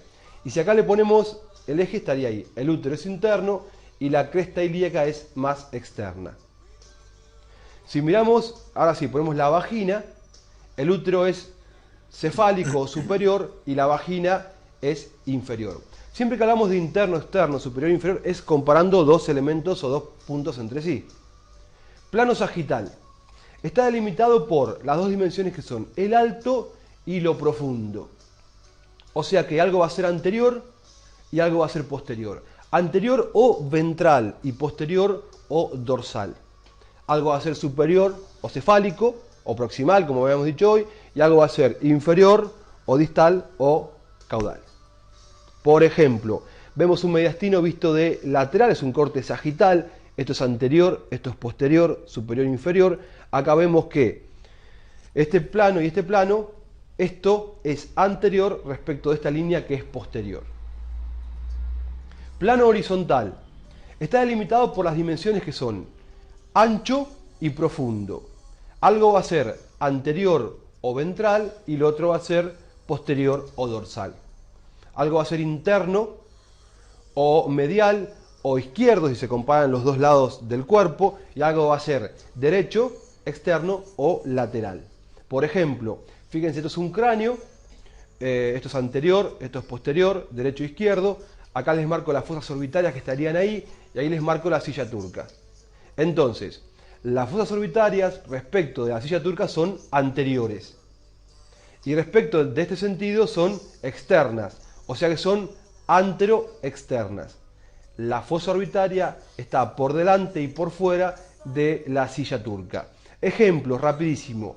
Corte frontal del tronco, hígado y vejiga. El hígado es superior, la vejiga es inferior. Vista lateral, corte sagital. Esta es la parótida y ahí tenemos el pabellón auricular. La parótida es antero-inferior respecto de la oreja. Una mama, un poco más grande, vamos a hacer, ahí está, me gustó más. Corte, ¿qué corte es este? Sagital, anterior, posterior, superior, inferior. La glándula es anterior respecto del músculo pectoral. Gente, éxitos, nos vemos. ¿Alguna duda de esta? Miren, les voy a mandar la grabación de esta plática y lo que necesito es que no se aprendan con detalle como el disertante lo hizo, con lujo de detalle, que si profundo y que plano, que sagital y todo eso. Lo que sí necesito es que se familiaricen con los términos y la otra, cuando yo les diga, y con la mano caudal, sepan cuál es su mano caudal. Va a depender de qué, de un punto de apoyo. ¿Cuál es el punto de apoyo? Le voy a decir, con el terapeuta al lado del paciente, del lado doloroso, ¿cuál es? No sé, derecho o izquierdo, porque no sé cuál es el lado doloroso del paciente. Y si voy a estar al lado del paciente, no sé si es izquierdo o derecho. Si estoy al lado derecho del paciente, mi mano izquierda va a ser la cefálica porque está del lado de la cabeza. Céfalo es cabeza. Y mi mano caudal va a ser la derecha porque es la cauda o la cola, ¿sí? Entonces, no es lo mismo que yo esté parado del lado derecho o izquierdo del paciente y ahí va a cambiar mi mano izquierda o derecha, puede ser cefálica o puede ser caudal. Tal vez ahorita se enreden un poco. Es muy sencillo. Por eso nada más necesito que vean esa parte, la última parte donde decía, es superior o cefálica, inferior o caudal. interno, externo, ¿sí? Entonces, todo lo interno es lo que se acerca a la línea media, sagital, como si me partieran a la mitad de mi cuerpo. Todo lo que se acerca a la línea media es interno. La cara interna de la pierna, ¿sí? O de la rodilla. Y todo lo que se aleje va a ser externo, la cara externa del tobillo, ¿no? O superior, inferior, cefálico o caudal, para que nos entendamos en este lenguaje. Y al principio yo sé que es que no entiendo términos. Precisamente con este video vamos a aprender términos y vamos a ver hablar el mismo lenguaje. ¿Qué les parece? ¿Dificilísimo? No todas a la vez, por favor. Yo creo que ya en la práctica vamos a entender más esta parte teórica, ¿no? Claro, claro. Rosy, ¿te No, apaniqueaste? ya quedó claro. Muy bien. Sí, gracias.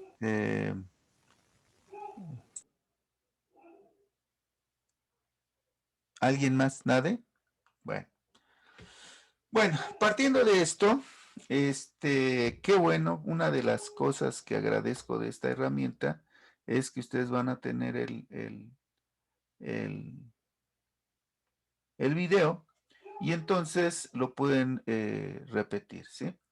Si yo pongo en estado de pie o bipedestación al dibujo de la izquierda, entonces ahí voy a ver lo que es superior y lo que es cefálico y que es proximal, ¿verdad?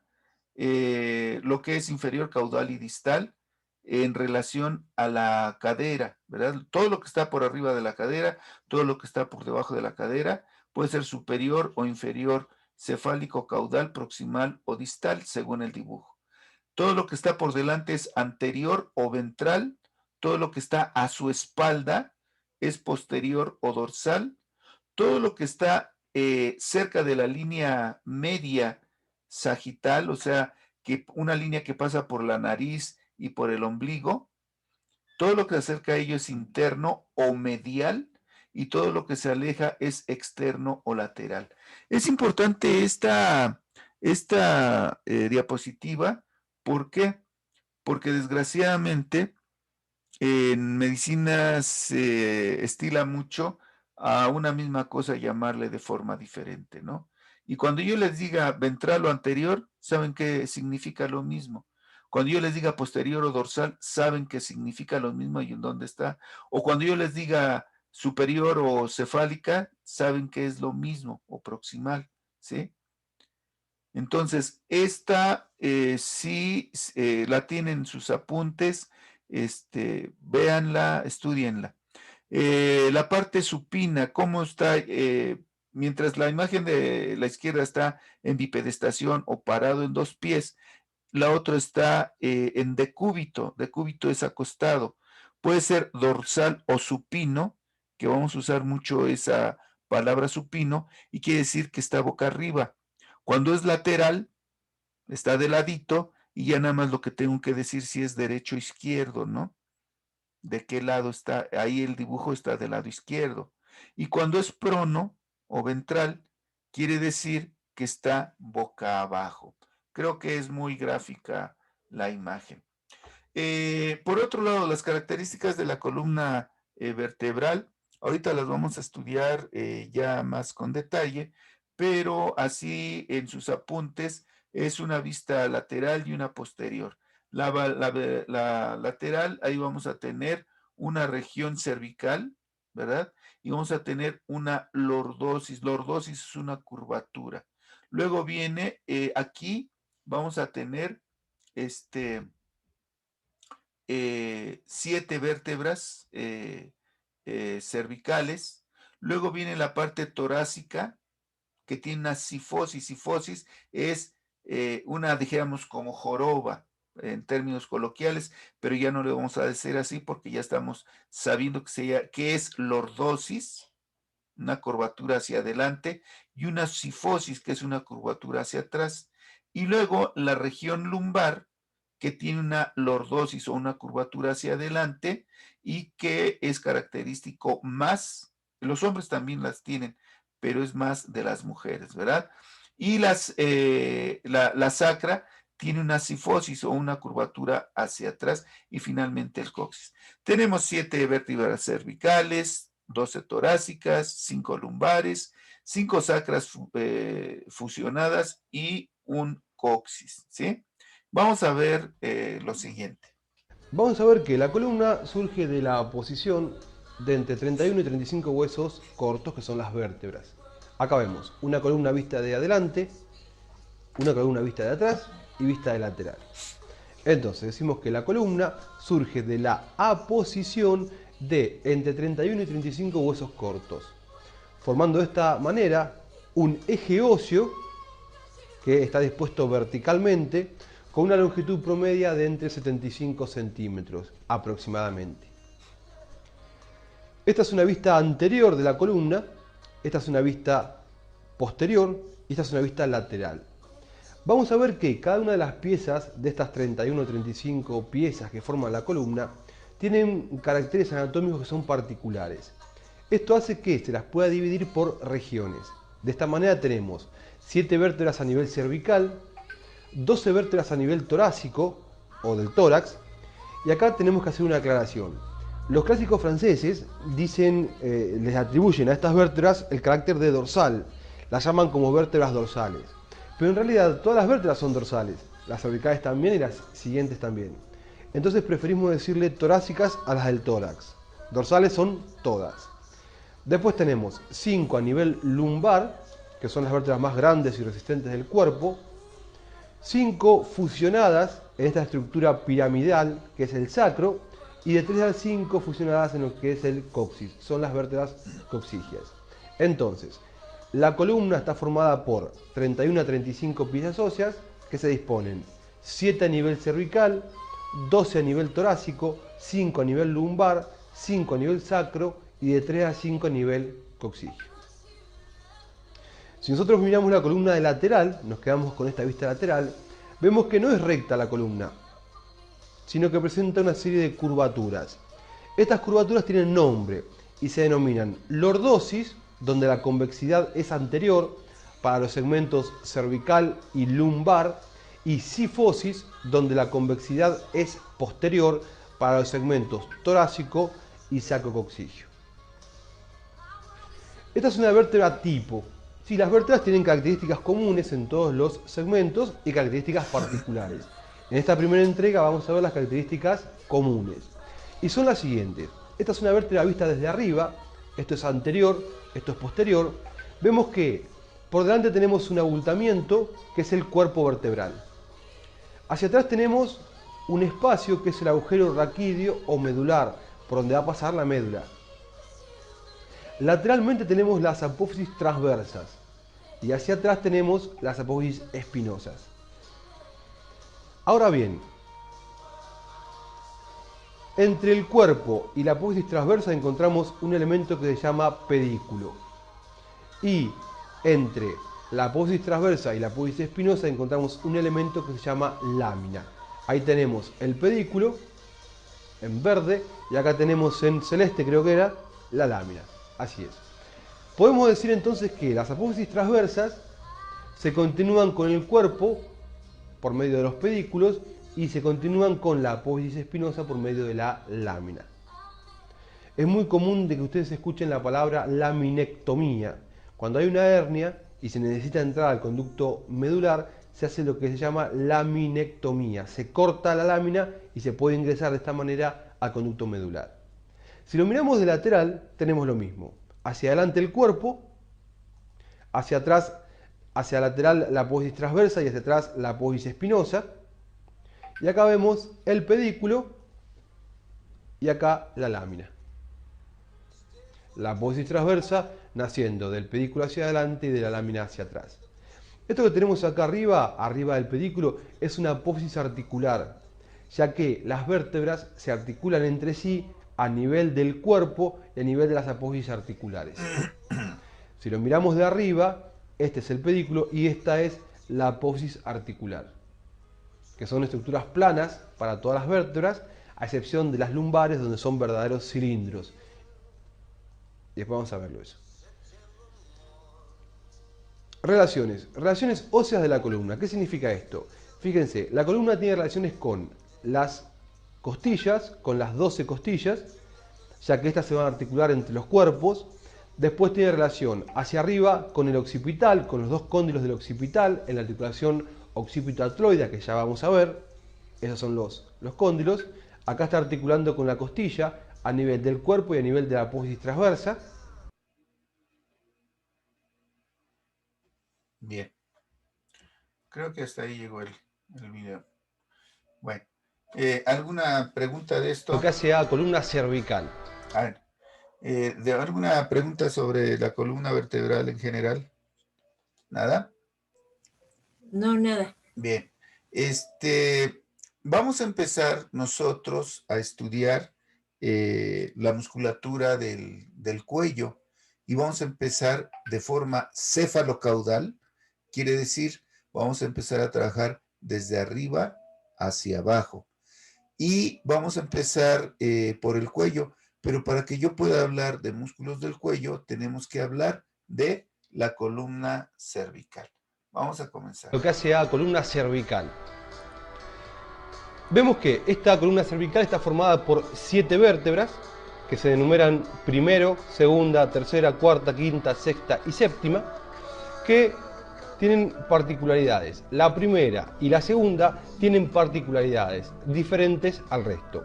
La primera se llama Atlas, va a articular con el occipital, es por eso que se llama Atlas. Atlas era el dios griego que sostenía el mundo. Y la segunda se llama Axis. Atlas la primera, Axis la segunda. 3, 4, 5, 6 y 7 no tienen nombre, salvo la séptima, que por tener una apófisis espinosa mucho más saliente y voluminosa, se llama vértebra prominente. Entonces, si les preguntamos cuál es la vértebra prominente, es la séptima vértebra cervical. Una vértebra cervical tipo presenta estas características. Un cuerpo que es rectangular con su diámetro transverso mayor. Las apófisis transversas que nacen de dos patitas, de dos porciones o raíces y delimitan el agujero transversario, por donde va a pasar la arteria y vena vertebral. Salvo en el séptimo, la séptima vértebra cervical carece de contenido, el agujero transversario. Después vemos el pedículo, las láminas y la apófisis espinosa, que es bituberculosa. La segunda, la tercera, la cuarta, la quinta y la sexta tienen apófisis espinosas bituberculosas. La séptima no, la séptima es prominente y tiene un solo tubérculo. Entonces, este es el atlas y este es el axis, que son dos vértebras diferentes al resto. El atlas no tiene cuerpo. Está formada por las masas laterales, que tienen cada una de ellas una cavidad glenoidea, que es esta, que va a corresponder al cóndilo del occipital, un arco anterior y un arco posterior. De las masas laterales sale la apófisis transversa muy chiquitita, con su agujero transversario, por donde también pasa la arteria y vena vertebral. En la cara interna de las masas laterales, en la unión del tercio medio con el tercio externo, a este nivel, acá, hay un ligamento que se llama el ligamento transverso, que va a dividir al conducto que tiene en el medio, el atlas, en dos segmentos. Uno anterior, articular, que va a recibir a la apófisis odontoides, que acá se ve perfecto, y uno posterior, que va a corresponder al conducto raquídeo o medular. El axis tiene un cuerpo cuadrilátero, dos carillas articulares para el atlas hacia arriba, y después no tiene ninguna particularidad, salvo este elemento cilíndrico, esta apófisis, que es la apófisis odontoides, típica. ¿Qué vértebra es la dueña de la apófisis odontoides? El axis. Esta apófisis odontoides se va a introducir por detrás del arco anterior, en el compartimento articular del atlas, y va a formar una articulación que es la atroidea odontoidea, que es una trocoides. Características generales: el cuerpo,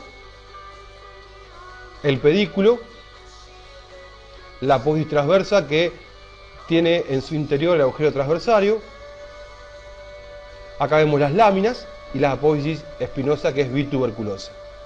Estas son superficies articulares para todas las vértebras cervicales entre sí.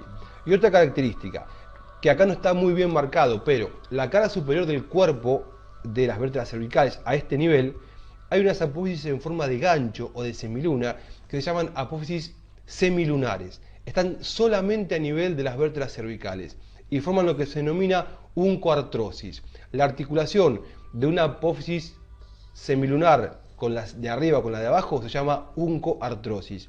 La uncoartrosis es típica de las vértebras cervicales, apófisis articulares.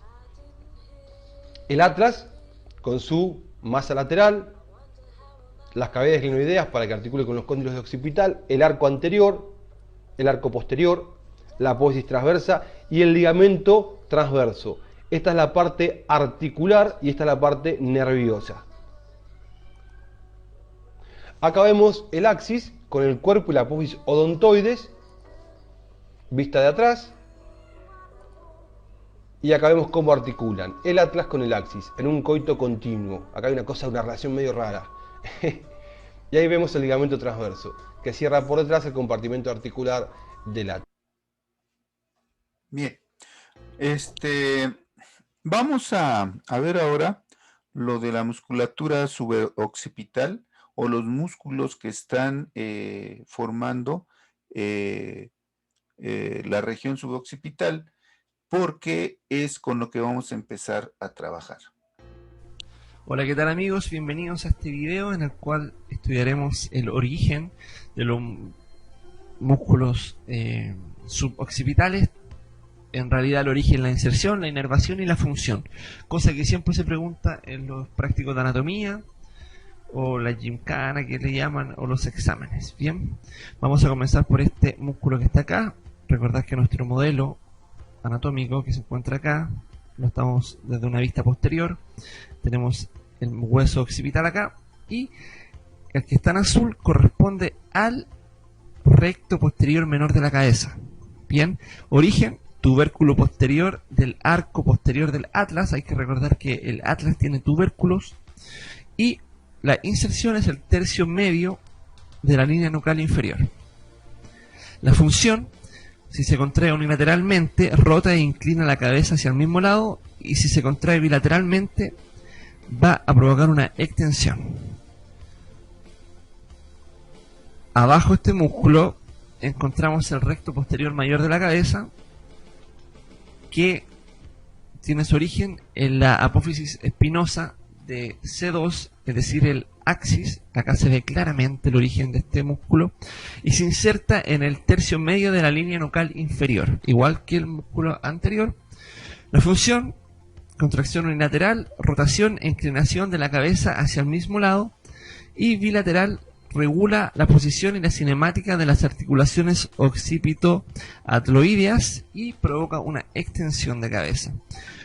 La inervación es conjunta para estos grupos musculares, para el recto posterior mayor y el recto posterior menor de la cabeza, y corresponde al nervio suboccipital. La raíz C1.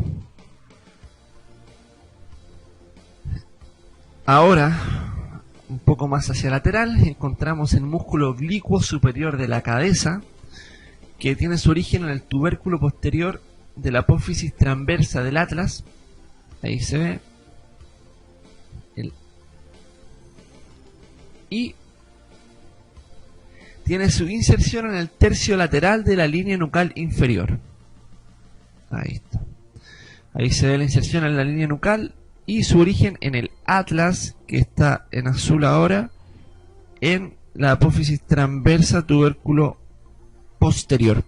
¿Qué función cumple este músculo?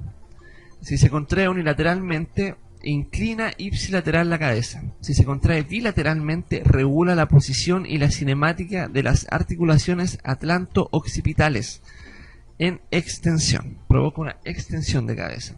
Y la inervación es el nervio suboccipital de la raíz C1, tal como los músculos anteriores. Bajo este, en azul ahora, encontramos el músculo oblicuo inferior de la cabeza. Origen, la apófisis espinosa del axis. En C2, estoy indicando acá, y la inserción en el borde posterior de la apófisis transversa del atlas. La función: contracción unilateral, rota ipsilateral el atlas y la cabeza. Contracción bilateral, regula la apófisis y la cinemática de las articulaciones atlanto-occipitales y produce una extensión tal como su compañero, el músculo oblicuo superior. Bien, también comparte la inervación del nervio suboccipital, la raíz C1. Nos falta el último músculo que corresponde a este grupo suboccipital, que es el recto lateral de la cabeza. Nos situamos, como dice su nombre, en lateral, y está en azul acá, si es que no lo pueden ver, este músculo pequeño, por así decirlo. Origen: borde anterior de la apófisis transversa del atlas. Vemos la apófisis transversa del atlas por anterior, claramente se ve ahí, y la inserción en la apófisis yugular del hueso occipital. Ahí va, hacia superior, el hueso occipital. La función de este músculo es, si se contrae unilateralmente, inclina ipsilateral la cabeza. Y si es bilateral, regula la posición y la cinemática de la articulación atlanto-occipital. La inervación son las raíces ventrales del nervio cervical, que corresponde a C1. Bien, miren, este video es para que nos demos idea cómo está compuesta la musculatura suboccipital. No se espanten, no crean que eso se lo tienen que saber al dedillo. Ni los médicos lo dominan, les voy a ser honesto. A lo mejor en algún tiempo para pasar la materia no lo aprendimos, pero realmente lo importante de esto es que ustedes sepan que existe y que estos músculos en conjunto son los responsables de las llamadas cervicalgias o el dolor de la región cervical o del cuello, ¿verdad? Y esto puede deberse, puede ocasionar un dolor en la región posterior o lateral del cuello y que se pueden irradiar incluso a los trapecios o a la cabeza. Entonces, lo más importante de esto es que estos músculos son responsables de las cervicalgias. Técnicas de relajación muscular suboccipital.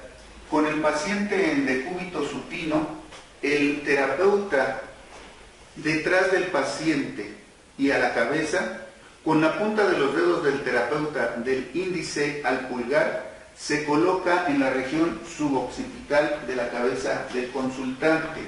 Los dedos del terapeuta van a 90 grados en relación al dorso de la mano del terapeuta.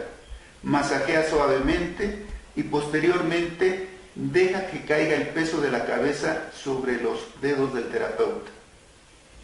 Se mantiene 90 segundos y al término de este tiempo, el terapeuta deposita suavemente la cabeza del consultante sobre la mesa. Estuvo sencillo, ¿qué les parece? Y esa técnica tan sencilla, esa relajación de la musculatura, vieran cuántas migrañas quita, cuánta tensión quita, cuánto dolor de cuello y hasta de hombros quita. Es una maravilla para quien lo haya saboreado. Es muy sencilla. En el video dice que del dedo índice al pulgar, ahí lo mencioné mal, es del dedo índice al anular. Y nosotros vamos a hacer 90 grados del dorso de la mano en relación a los dedos. Y esto, si me ven ahí en la imagen, ¿sí me están viendo o no? Digan la verdad. Sí, sí se Bueno, ve. Sí, se si alcanza. ustedes ven, ahí estoy haciendo 90 grados. Aquí está el paciente. Aquí está la musculatura suboccipital. Y esto sí necesito que lo lo vean bien y lo practiquen. Esta está pegada a la mesa de masaje y en relación a mis dedos hago 90 grados. Aquí se deposita el peso de la cabeza del paciente por debajo de la nuca, termino y deposito lentamente en su posición neutra, ¿sí? Vamos a ver. Técnica de stretching de la musculatura suboccipital. Con el consultante en decúbito supino y el terapeuta detrás del paciente y a la cabecera, el terapeuta toma el cuello del paciente, levanta el cuello o la cabeza, con la otra mano la pasa debajo de la cabeza y sujeta el hombro. Con la mano que queda libre, pasa debajo del antebrazo del propio terapeuta y sujeta el hombro. La cara del terapeuta debe ir al lado para que el aliento del terapeuta no llegue a la cara del paciente. Se le solicita al paciente que jale aire profundamente, detiene el aire, echo la cabeza hacia atrás fuerte y sin aflojar la cabeza saco el aire, al tiempo que el terapeuta con las muñecas levanta el cuello. Relajo, jalo aire profundamente, echo la cabeza hacia atrás, sin aflojar, saco aire. Relajo. Y esto se va a hacer repetidamente hasta que se relajen la musculatura suboccipital, más o menos de 4 a 8 veces. Bien, esa técnica sobre todo va no solamente a la musculatura suboccipital la va a relajar, sino incluso va a tratar los músculos paravertebrales, o sea, todos los músculos que están a lo largo de la columna vertebral nos van a contribuir para relajar. Si ustedes se fijaron, cada vez que se hace la manipulación, no con los brazos, y de eso va a tratar la práctica, porque cuando lo ven así, ustedes quieren alzar los hombros y los brazos, y lo único que van a conseguir es lesionarse. Yo lo único que estoy levantando son las muñecas. ¿Sí ven cómo hago esto? Tomo aquí los hombros y levanto las muñecas. Y al levantar las muñecas, hago una flexión de la cabeza del paciente, pero como él está erguido hacia atrás, cuando él saca el aire es cuando hago la técnica y entonces es cuando tenemos la respuesta favorable para el paciente, ¿sí? Técnica de Jones de la musculatura suboccipital.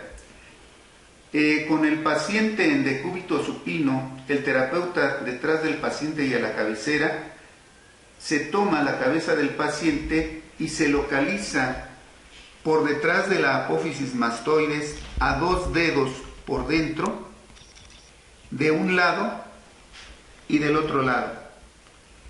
Y se levantan, los dedos se dejan en 90 grados y se mantiene esta posición durante 90 segundos.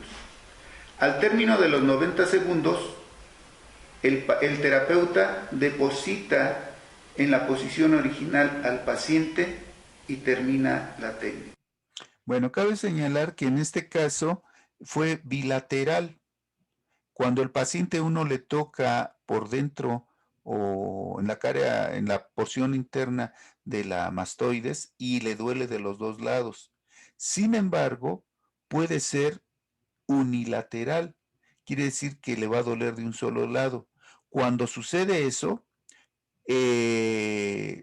toco, duele, con la otra mano, con la que tengo libre, llevo al estado de confort la cabeza del paciente. ¿Qué es estado de confort?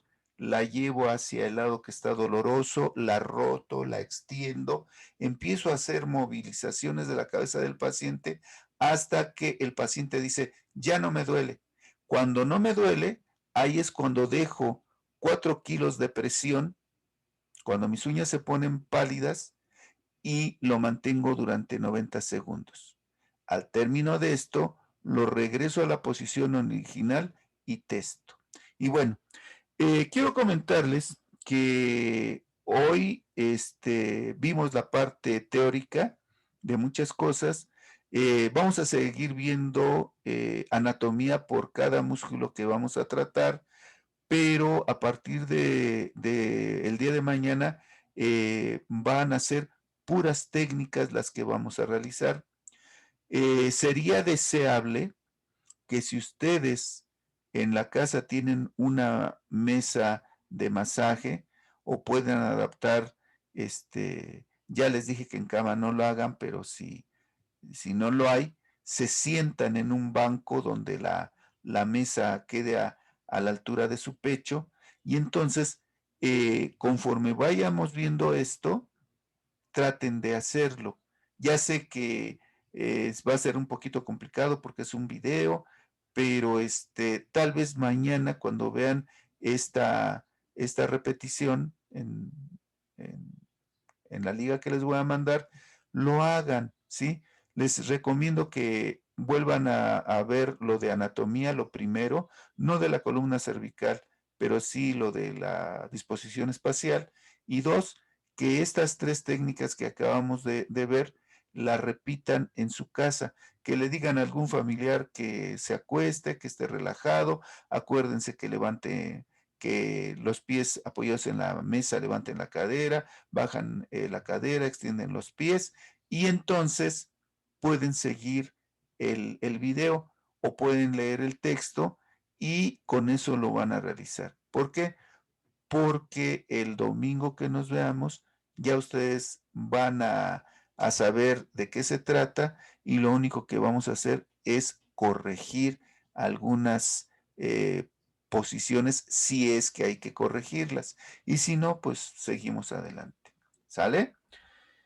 Pues me dio gusto el haber compartido el día de hoy con ustedes, y no me resta más que recordarles que mañana nos vemos nuevamente a las 9 de la noche, y que traten de revisar el material, y nos vemos mañana. ¿Qué les parece? Sí, está bien, muchas gracias. Bien, sí. Bueno, vamos a ver acá donde está esto. ¿Alguna